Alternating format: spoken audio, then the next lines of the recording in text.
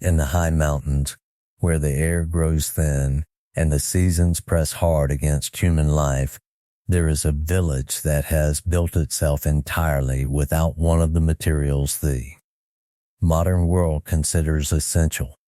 No concrete has ever been poured here. No cement mixer has ever turned. No foundation has ever been strengthened with steel-reinforced modern construction. For 3 centuries, this settlement has stood on methods older than industry, older than machines, older than the assumption that building requires anything more than stone. Wood, clay, knowledge, and the willingness to work until the structure stands. This is not a village frozen in time by choice or ideology. It is a village shaped by geography, by isolation, by the practical reality that what cannot be carried up a mountain on human backs or animal shoulders does not arrive. Concrete is heavy. It requires ingredients that must be transported, mixed in specific ratios, poured within narrow time windows, and cured under controlled conditions. In a place where the nearest road ends hours away by foot, where weather can close paths for months, where every material must justify the effort of its journey, concrete has simply never made sense. And so the people here have continued to build the way their grandparents built and their grandparents before them, using what the mountain provides and what human hands can. Shape.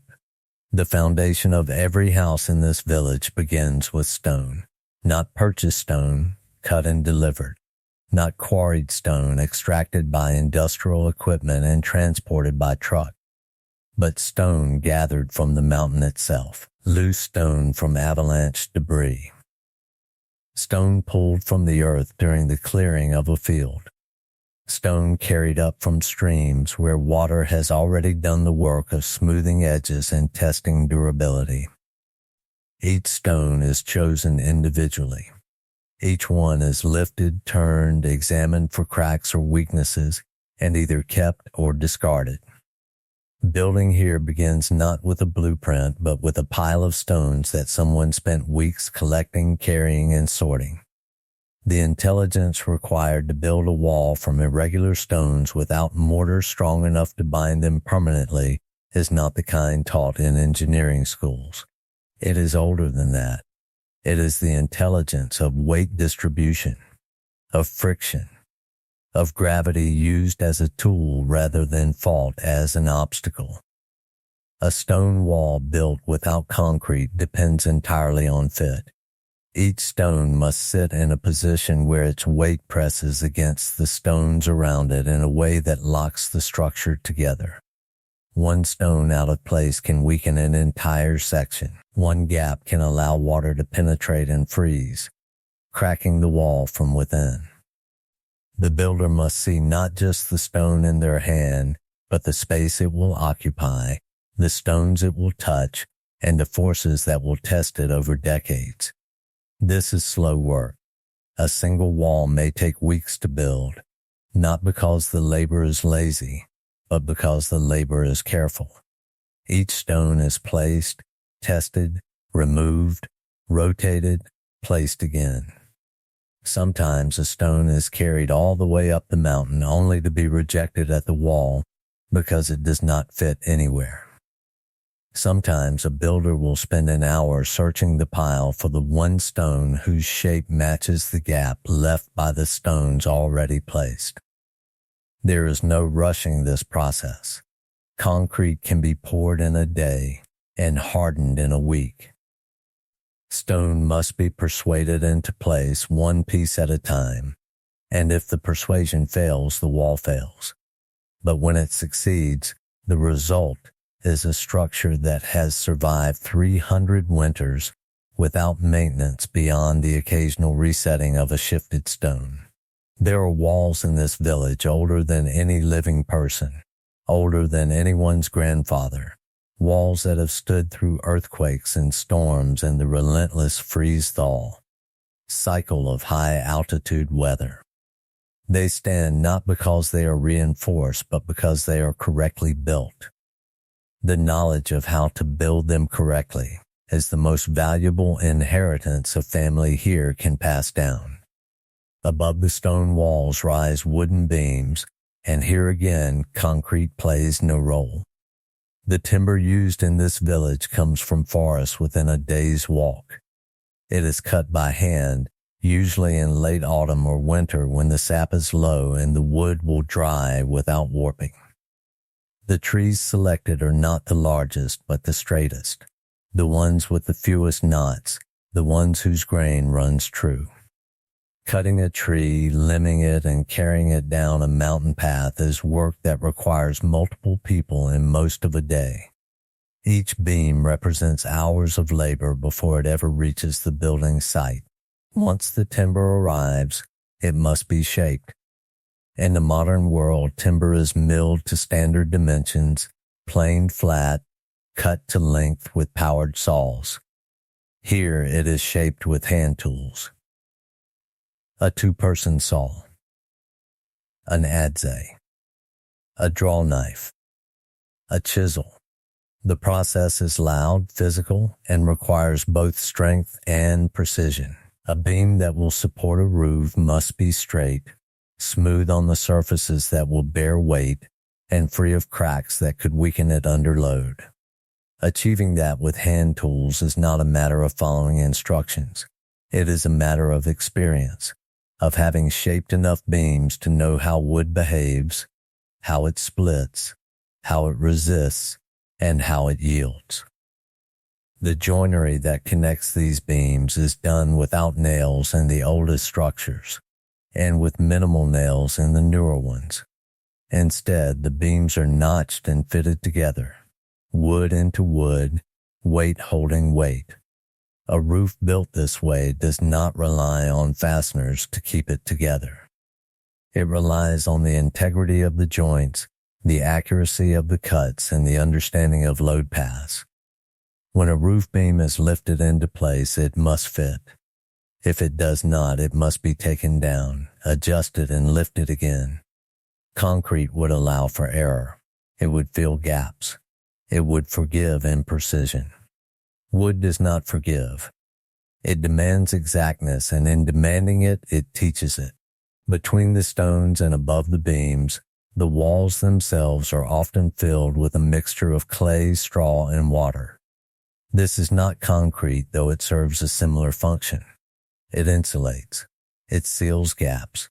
It hardens into a surface that can be smoothed and even painted. But unlike concrete, it remains breathable. It allows moisture to escape rather than trapping it inside the wall where it would rot the wooden frame. It can be repaired with the same materials it was made from. A crack in a clay wall can be patched with a handful of fresh clay. A crack in a concrete wall requires concrete, which requires transport, which requires money, which requires connection to a supply chain that does not reach this far. The clay comes from deposits on the mountain itself. In certain areas, after heavy rain, the runoff exposes seams of clay that can be dug out and carried back to the village. It is tested by hand. Good clay is smooth, sticky, and holds its shape when squeezed. Poor clay is gritty, crumbles easily, or contains too much organic material. Finding good clay is a skill. Knowing where to look, what season to dig, and how to process it into usable material is knowledge passed down from the elders who learned it from their own elders decades ago. Mixing the clay with straw creates a composite material stronger than either ingredient alone. The clay binds and hardens. The straw reinforces and prevents cracking. The ratio matters. Too much clay and the mixture will shrink and crack as it dries. Too much straw and it will not bind properly. The correct ratio is not written down. It is learned by feel, by watching, by mixing it yourself under the guidance of someone who has done it 1,000 times. This is the kind of knowledge that disappears when it is not actively practiced. And in this village, it is still practiced every time a wall needs repair or a new house is built. The floors in many of these homes are packed earth, sometimes mixed with lime or ash to harden the surface. In wealthier homes or in homes built more recently, the floors are made of flat stones fitted together like a puzzle. These stones are gathered from riverbeds where water has already worn them smooth and flat. They are carried back to the village, sorted by size, and laid into place without mortar. The gaps between them are filled with sand or fine gravel. The result is a floor that is cool in summer, relatively warm in winter, and will last as long as the house itself. It requires no maintenance beyond occasional sweeping. It costs nothing beyond the labor of gathering and placing the stones. And when the house is eventually abandoned, the stones can be pulled up and used again. The roofs are the most vulnerable part of any structure in this environment, and here too, concrete offers no solution. Instead, the roofs are covered with wooden shingles, slate, or thatch, depending on what is available and what the family can afford in terms of labor. Wooden shingles are split from logs using a froe and mallet, a process that turns one log into hundreds of thin, overlapping pieces that shed water and can be replaced individually when they rot. Slate, if available, is gathered from areas where the stone naturally splits into thin sheets. It is heavier than wood but lasts far longer. Thatch, made from bundled grasses or reeds, is the lightest and quickest to install but requires the most frequent replacement. Each roofing method represents a different trade-off between labor, durability, and material availability. A family building a house must decide not just what they want, but what they can sustain. Can they carry slate up the mountain, or is wood more practical? Can they afford the time to replace thatch every few years, or should they invest the extra effort in shingles that will last a generation? These are not aesthetic choices. They are survival calculations, and they are made with the understanding that the roof, more than any other part of the house, determines whether the family inside stays dry, stays warm, and stays alive through the winter. The absence of concrete also means the absence of certain structural possibilities. There are no multi-story buildings here. No large open spaces spanned by reinforced beams.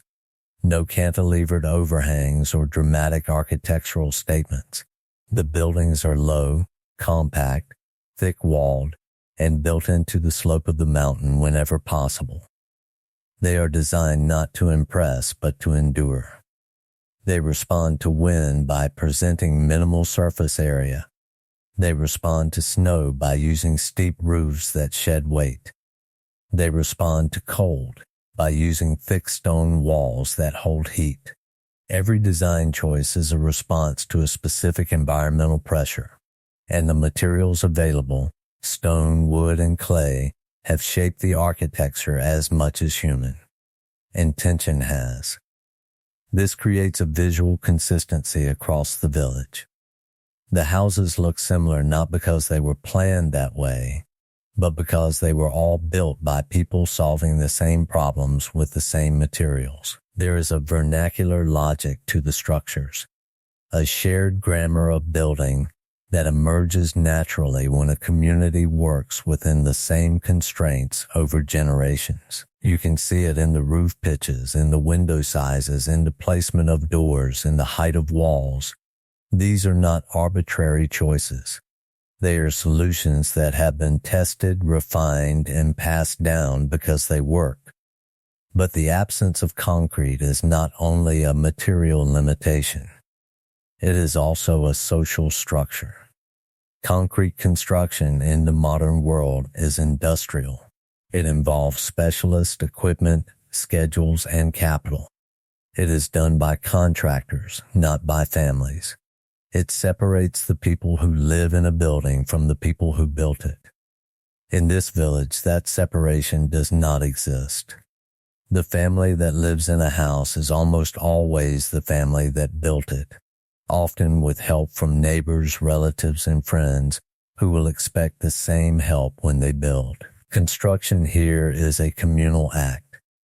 It requires cooperation, shared knowledge, and mutual obligation. You cannot hire someone to build your house because there is no one to hire. You build it yourself, and others help you, and when they build, you help them.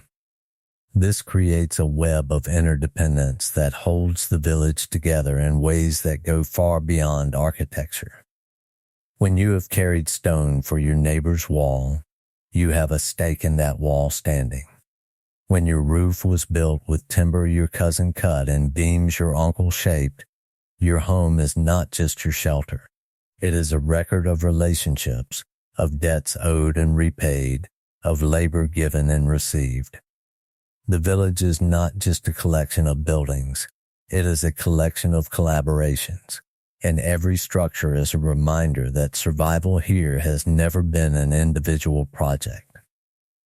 The absence of concrete also means the absence of certain kinds of permanence. Concrete, once poured, is difficult to undo. It creates structures that are meant to last indefinitely, that resist change, that lock a building into a specific form. The structures in this village are not like that. They can be modified. A wall can be opened to add a door. A roof can be raised to add a sleeping loft. Stones can be removed and repositioned. Wood can be replaced. The buildings grow and change with the families that live in them. A house built for a young couple becomes a house for a family with children, then a house for aging grandparents, and the structure adapts because the materials allow it. This flexibility is not a weakness. It is an intentional feature of a building system that understands that human needs change, that families grow and shrink, that use evolves over time. Concrete fixes a building in place. Stone and wood allow it to breathe, to shift, to respond. And when a house is finally abandoned, when the family moves or dies out, the materials do not go to waste. The stones are pulled from the walls and used to build another house. The beams are salvaged and reused.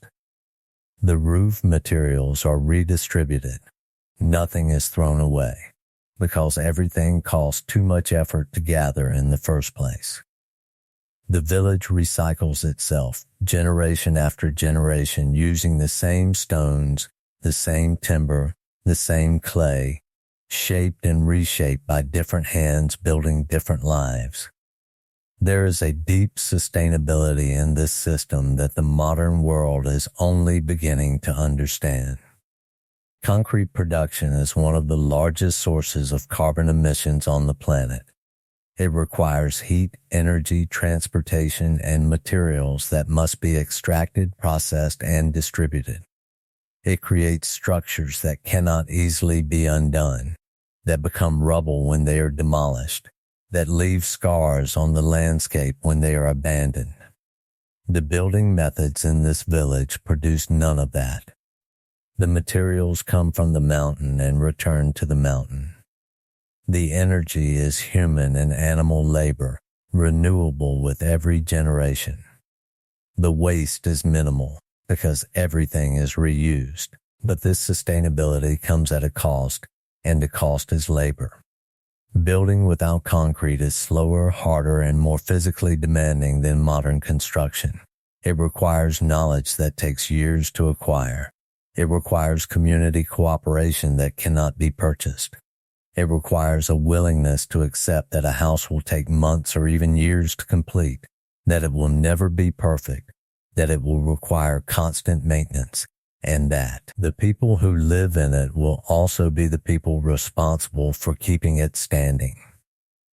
In a world where time is money and labor is expensive, these costs are unacceptable. In a world where time is measured differently and labor is simply what people do, they are normal. The younger generation growing up in this village is caught between these two worlds. They have seen images of modern construction. They know that buildings can go up in weeks, that walls can be smooth and uniform, that floors can be perfectly level, that roofs can be guaranteed for decades. They know that concrete exists, that it is stronger, faster, and in some ways better than the materials their parents use. And yet they also know that concrete requires money, requires roads, requires connection to a system that has never reliably reached this far. They know that if they want to stay in this village, they will have to build the way their ancestors built, with stone and wood and clay, because there is no alternative that makes sense here. Some choose to stay. They learn the old methods, not out of romance, but out of necessity. They carry stone. They shape timber. They mix clay. They build houses that look like the houses their great-grandparents built, because those houses still stand, and that is proof enough that the method works. Others leave. They go to towns where construction is easier, where buildings rise quickly, where labor is hired rather than exchanged. And with each departure, the knowledge held in this village grows a little thinner. The number of people who know how to build without concrete shrinks a little more. The elders worry about this. They worry that when they are gone, no one will remember how to choose stone correctly, how to fit beams without nails, how to mix clay to the right consistency. They worry that the village will either empty entirely or that it will fill with people who do not know how to maintain what was built, and the structures will begin to fail. And the village will slowly collapse not from lack of effort but from lack of knowledge. They are teaching as much as they can, but teaching requires students, and students require a reason to stay. And yet, for now, the village still stands. Stone walls still rise. Timber beams still frame roofs. Clay still seals gaps. Houses are still built entirely by hand, entirely without concrete, entirely through human effort and inherited knowledge. The methods are old, but they are not obsolete. They are adapted to this place in ways that modern construction is not. They use what is available. They waste nothing. They create structures that belong to the mountain, that respond to its conditions, that survive its challenges. This is not a museum. This is not a demonstration of primitive life for curious outsiders. This is a living village, building itself the same way it has always built itself, because the reasons that made concrete impossible 300 years ago are still true today. The mountain has not changed. The distance has not changed.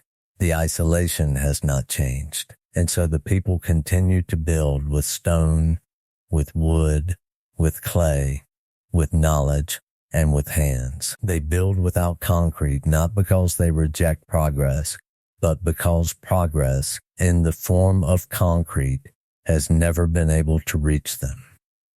And in its absence, they have built something remarkable. Not perfect, not modern, but enduring. And perhaps, in the end, that is enough.